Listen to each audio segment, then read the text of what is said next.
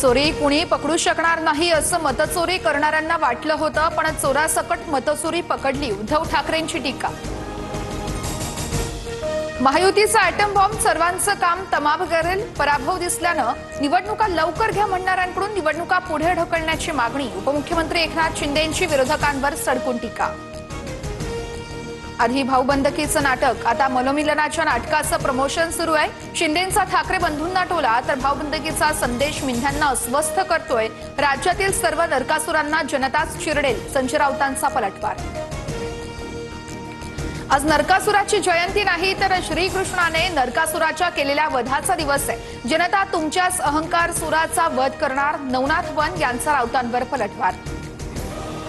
आमच्या प्रश्नावर फक्त निवडणूक आयोगाने उत्तर द्यावं, भाजप उत्तर देत असेल तर याचा अर्थ आयोग आणि भाजपची काही मिलीभगत आहे, राऊतांचा आरोप।